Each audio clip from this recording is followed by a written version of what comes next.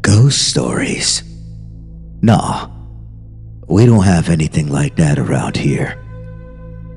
We do have the story of Jacob, but that's about as close as you'll get. You really want to know? Well, I'm not supposed to tell you, but alright. Just no interrupting. I don't have the patience for it. How to describe Jacob Emory? Well, I guess you could say he was the kind of guy you could never take notice of. This isn't to say he was a bad kid in any sense. Many people in this town thought he was the most reliable person for an odd job in the state, but he never really excelled in anything. He was the living proof behind the statement, jack of all trades, ace of none. Most of this was due to his own lack of will.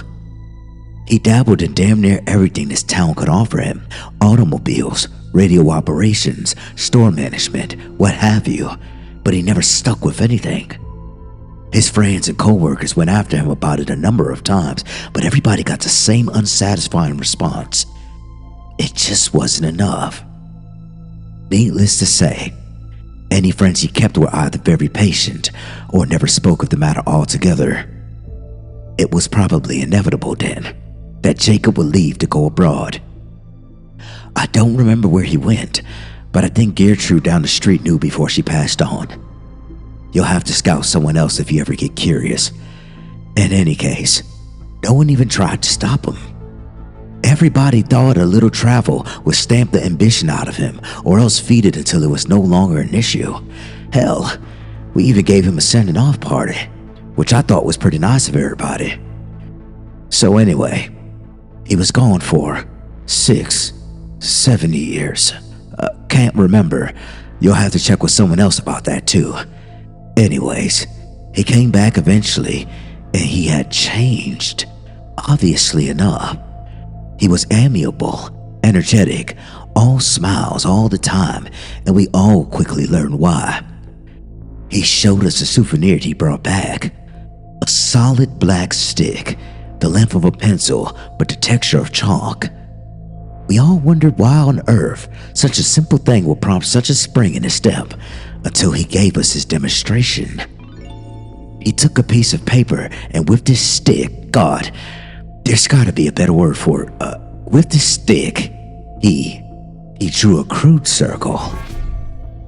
It dropped and rested on the border of the paper like a stone. It didn't leave the paper, but it acted out on it, sort of like an old movie projector on the screen. Son, I know how crazy that sounds, and if you feel like playing skeptic, then you can leave an old man to his craziness, but I know what I saw, even if everyone else has been hushing it up, and that stone he drew dropped. Jake even passed around the paper, and as it was being passed, it rolled around as the paper got tilted. None of us had any words for it. Hell, what was there to say? But he continued drawing demonstration after demonstration for us, stick figures in various pageants, and plays doing everything from fighting each other to making perfect human pyramids, and we all thought it was incredible. That was all the go-ahead he needed. He announced that he planned to put on shows to pay for rent and food, where he would draw anything the crowd members wanted. That we talked to some length about, and eventually he convinced us all that it would be safe, his drawings ethical, the practice lucrative and unique, and the attention would not go anywhere outside of the town's borders. Poor Jacob. If I had not been so swept up in that moment, I might have read the signs right then and there and saved the sorry son of a bitch by snapping the terrible thing in half. But I was younger. We all were.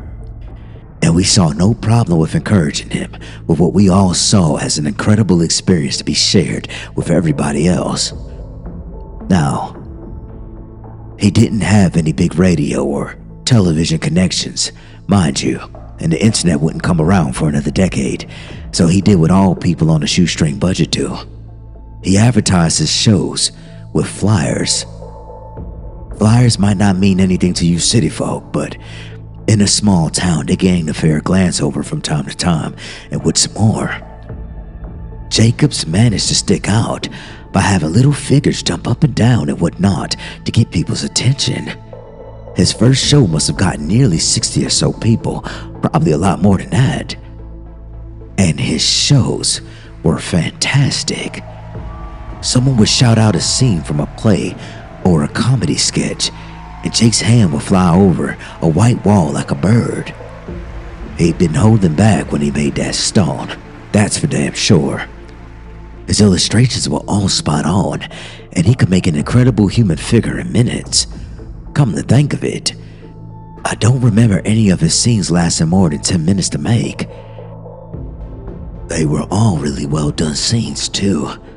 Not only could you see a knight charge a castle, Jake would draw the castle's interior as well, like a wedding cake split down the middle, so you could see the knight scale the walls, fight his way through the levels to the dungeon, fight back out with the princess, and make a leaping jump off the castle parapets onto his getaway horse, all in complete silence. Not realistic, no, but that was part of the appeal. None of us went in there expecting something real. When a scene or a sketch was finished, either the characters would leave off a wall or he'll come cover up the wall with white paint. This was good in a way. It gave these shows a time limit, so that when he finished with all the 4 walls in a room, everyone knew that the show was over until the paint dried. Jake, meanwhile, was changing in a bad way. I'd mentioned that upon his return, he'd been extremely energetic.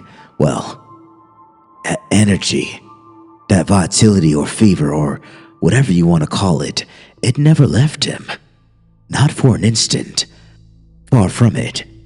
It seemed to grow in him, and he enjoyed it all too much. His eyes grew wider. He slept gradually less over time, his statements and opinions more radical and frenzied, and though he never was a pushover, he was starting to make people nervous in his company. A month or 2 passed, and Jake's audience grew like wildfire. Nearly everyone in town paid to see Jake's art in action, and he had to rent out larger and larger places for them to sit. He now didn't stop after one scene was done. He moved directly on to the next, put on the next blank space on the wall, sometimes to the intriguing effect of causing scenes to mingle, which the crowd loved. The subject matter got more wild and immoral. The monsters got more bizarre and creative, the fighters using more impossible weaponry, all for the sake of the crowd's interest. Jake got steadily more indulgent, which we figured was from the money. He became a drinker and a womanizer, neither of which got rid of that vitality, by the way. Some of those women claimed that they woken up in the middle of the night to see him scribbling with that stick on a drawing pad and a gigantic grin on his face. And while most of them said that they assumed that he was drawing them in the nude, it's rumors that 1 or 2 of them got glances at that notepad.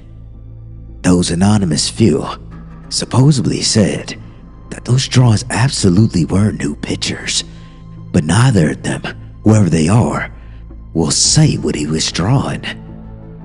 Don't bother looking for the notepads or flyers though. They're all gone now. I'm getting off track. Point is, he was hitting the bottle. That's important, because it was that drinking that would eventually ruin everything. On the night of one of his performances, as he walked in the front of his cheering crowd, it was immediately apparent to everybody that he was completely drunk. I was in the front row, and I could smell the bourbon on him from 10 feet away. The show started. He went through a bunch of sketches and scenarios the crowd recommended, when at the end, someone asked that he draw himself. Everyone cheered the idea. I guess they'd been wondering what his creations thought of him, and he eventually obliged.